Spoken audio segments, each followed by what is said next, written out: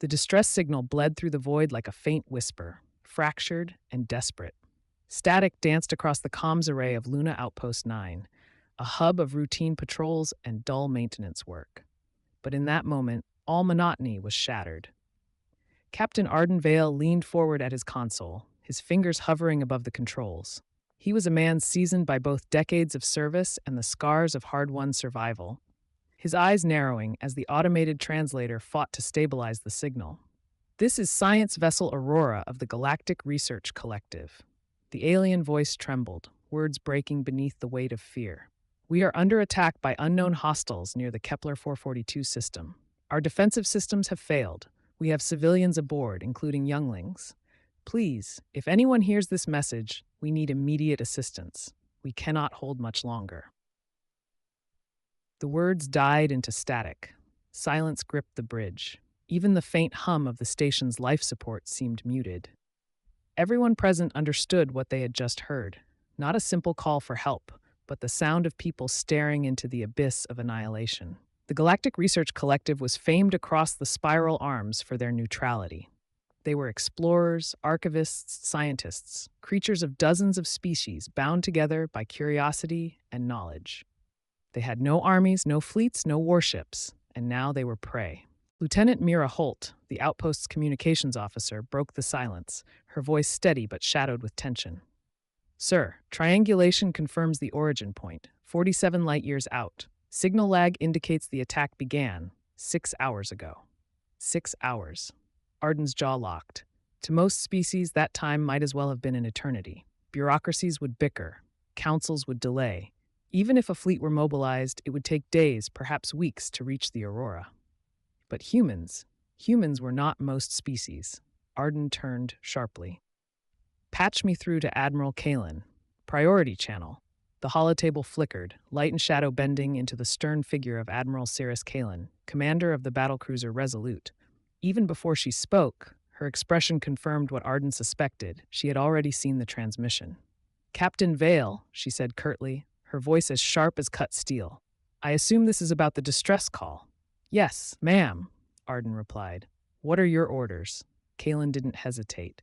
"We launch immediately. Alert every vessel in Sol that can break orbit. I want all ships capable of faster-than-light travel prepped within the hour." From the tactical pit, Commander Joran Thale raised an objection, his tone cautious. "Admiral, regulations require Council authorization for military action beyond our designated sectors. If we cross into..."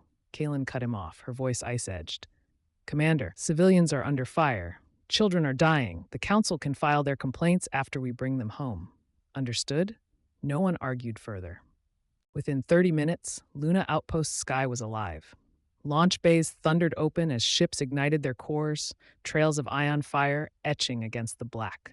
From orbital yards above Earth to the scattered defense rings of Mars, an entire fleet roused itself. The Resolute, the indomitable Vanguard, and the fearsome Eclipse spearheaded the formation, their armored hulls gleaming like blades drawn in anger. Behind them came destroyers, frigates, medical barges, and civilian crafts retrofitted with shields. Even long-haul freighters volunteered, their captains unwilling to sit idle while innocents burned. The galaxy, if it had been watching, would not have believed its eyes. Other civilizations debated, humans mobilized. As the Armada surged into hyperspace, ship-wide comms carried updates. Commander Lyra Chen, stationed aboard the destroyer Valiant, reviewed intercepted chatter from scattered frontier beacons. "The attackers appear to be Ravager marauders," she reported across the fleet channel. "Scans suggest they're using converted freighters and black market weapon platforms." Admiral Kalen's voice cut across the channel, calm but burning with purpose. "Numbers? Approximately 15 ships, Admiral. Reports from the Aurora confirm at least 12 Allied escorts already destroyed or disabled." A grim silence followed. Every officer knew what that meant. The Aurora was running out of time, but the fleet pressed on, pushing their drives beyond recommended thresholds. Human ships were never known for comfort. Their builders had always prioritized speed and resilience. Now that philosophy paid off. In hours, they carved through light years of void that would take others days. Arden stood at the viewport of the Resolute, hands clasped behind his back.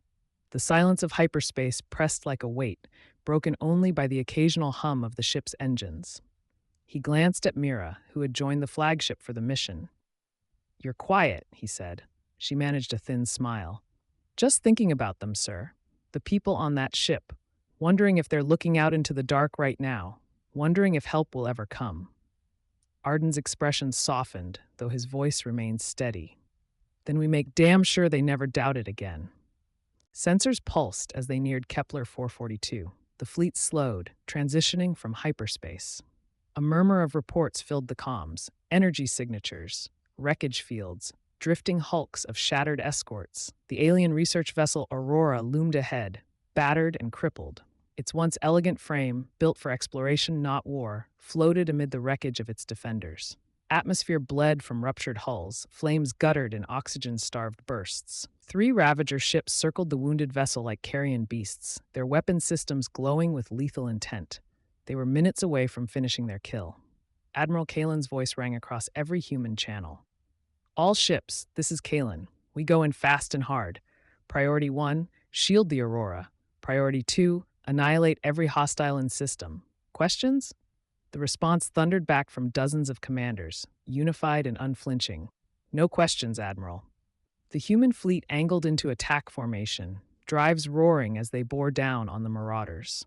The galaxy was about to witness what happened when humanity came running. The fleet of humanity burst into real space like a storm unleashed. Energy arcs flared across the void as drives cooled, and then, without hesitation, they accelerated toward the stricken Aurora. The marauders noticed too late. "Targets scattering," Commander Lyra Chen announced from the Valiant. "Ravager signatures are breaking formation, attempting retreat." Admiral Cirrus Kalen's voice carried across the comms with lethal calm. "Negative. They don't leave this system alive. Weapons free." The Resolute's rail batteries thundered, kinetic rounds streaking across the Gulf and tearing into the lead Ravager ship. Armor peeled back like paper. A second salvo reduced the vessel to shrapnel. Destroyers Valiant and Ironclad swung in from port, their plasma lances carving through the engines of another pirate craft. The Ravager vessel spun helplessly, flames spewing into vacuum before it was split apart by a missile barrage. But the pirates were nothing if not vicious. The remaining ships fired indiscriminately, spewing salvos of ion bolts toward the Aurora in a final act of spite. "Shields forward," Captain Arden Vale barked. The Resolute shifted course, placing its armored bulk between the science vessel and the incoming fire. Sparks cascaded across the bridge as impacts rattled the ship. "Forward plating holding at 70%, an officer shouted. "Hold the line," Arden growled. "That ship lives, even if we die keeping it that way." From the flank, the cruiser Eclipse swept in with surgical precision. Fighters launched from its bays in tight formation, darting among the lumbering pirate freighters like stinging hornets. Explosions lit the darkness, brief suns blooming against the starfield. Within minutes, the Ravager's arrogance crumbled into desperation. They had expected defenseless scientists. Instead, they faced the wrath of a species that had sharpened its teeth on centuries of conflict. "Admiral," Chen reported, her tone triumphant, "all hostile craft either destroyed or disabled. No further contacts in system." Cheers erupted across the comms. But Kalen did not smile. Her gaze remained fixed on the battered silhouette of the Aurora. "Save your celebrations for later," she said. "Get those people home." Shuttles and medical frigates swarmed around the alien research ship. Boarding clamps locked, hatches hissed open, and human rescue teams spilled aboard. The corridors of the Aurora were chaos: sparks, smoke, twisted bulkheads.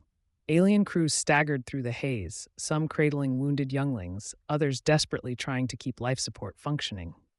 "Medic," a human voice shouted, followed by the hiss of a sealant spray and the rhythmic hum of a field stretcher unfolding. For Captain Tervel, commander of the Aurora, the sight of armored human Marines kneeling beside his injured crew was surreal. Their efficiency was staggering. No hesitation, no confusion, just action. When his comms finally stabilized, Vel spoke directly with Admiral Kalen. His voice trembled, not with fear, but with relief. "Admiral, I don't have words. Hull breaches on 4 decks, life support critical, casualties high, but thanks to you, we're alive, truly alive." Kalen's tone softened, if only slightly. "Understood, Captain Vel. Support ships are on station. We'll stabilize your wounded and tow you out of danger." There was a pause. Then Vel asked the question that would echo through galactic history. "Admiral, how did you come so quickly? The nearest Council fleet is still days away. By every law of probability, you shouldn't be here." Kaylin leaned forward, her expression firm, her words simple. "Captain, when people call for help, we come running. That's who we are." Hours passed. Human engineers patched the Aurora's bleeding hull while medics moved tirelessly through triage bays. Crew members of half a dozen alien species, scaled, furred, feathered, watched in quiet awe as humans worked shoulder to shoulder without complaint. By the time the last fires were extinguished, stories were already spreading. Rescue teams shared food packs with alien children. A grizzled Marine was seen cradling a wounded scientist's hatchling as gently as if it were his own. Engineers jury-rigged oxygen scrubbers from spare shuttle parts, buying precious minutes until full systems could be restored. For the Aurora's survivors, these were not just soldiers. They were lifelines. The message that changed the galaxy. Within days, the tale had crossed star systems, transmitted across relay after relay. The distress call had been answered, not with hesitation, not with political maneuvering, but with overwhelming, decisive aid from an entire species. Other civilizations had always known humans as dangerous, Deathworlders, forged on a planet that punished weakness with extinction. They had expected cruelty, or at least ruthless pragmatism. Instead, they saw something different. Fierce protectors. Guardians who, when strangers cried for help, mobilized their entire strength without promise of reward. Council chambers buzzed. Analysts debated. Admirals of other fleets studied the recordings in disbelief. But the truth could not be ignored. The humans had shown that sometimes the most dangerous predators make the most reliable defenders. On Luna Outpost, weeks later, Captain Arden stood once again at the viewport, watching as the Aurora, newly repaired and escorted, prepared for departure. Lieutenant Mira Holt joined him, arms folded. "Think they'll tell the galaxy what happened out there?" Arden gave a faint smile. "They won't need to. The galaxy already knows." Beyond the glass, the alien vessel's engines flared, carrying its survivors back into the stars. Humanity had answered a call, and in doing so, they had carved their place not as conquerors nor as victims, but as something far more enduring, the species that runs toward the fire.